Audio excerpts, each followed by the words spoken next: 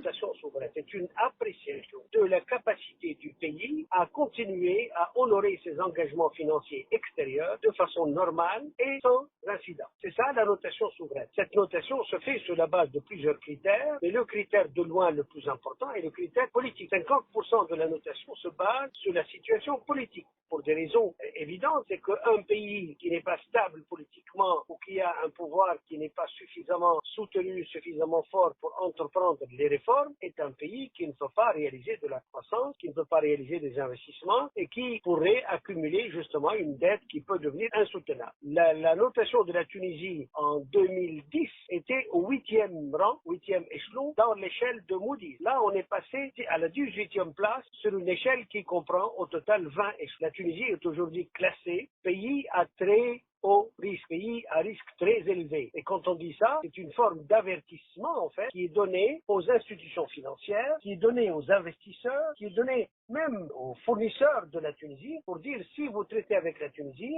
il y a une probabilité, une forte probabilité pour que vous ne soyez pas payé. Voilà où nous en sommes aujourd'hui. Sur les 111 pays qui sont notés par l'agence de notation Moody's, la Tunisie vient à la 100e place. Donc aujourd'hui, il y a une menace certaine sur la soutenabilité de la dette extérieure de la Tunisie et par conséquent sur les possibilités de la Tunisie de mobiliser des ressources extérieures. Il y a plusieurs raisons à cet abaissement de la notation. Une de ces raisons, c'est l'incapacité de la Tunisie à mobiliser les ressources nécessaires pour financer le budget de 2023 et pour financer le programme de réforme sur la base duquel la Tunisie est parvenue à un accord qu'on appelle le Staff Level Agreement, un accord au niveau des experts du FMI, un accord provisoire qu'on n'a pas à transformer en accord définitif jusque-là. La deuxième raison est une raison politique. L'instabilité politique ou la situation politique de la Tunisie actuellement fait en sorte que des doutes persistent justement sur la capacité des pouvoirs publics tunisiens à exécuter les réformes sur lesquelles le gouvernement s'est engagé. Ensuite, il y a les relations avec le FMI qui ont joué également. Le fait que la Tunisie ne parvienne pas à un accord définitif avec le FMI a été une des causes justement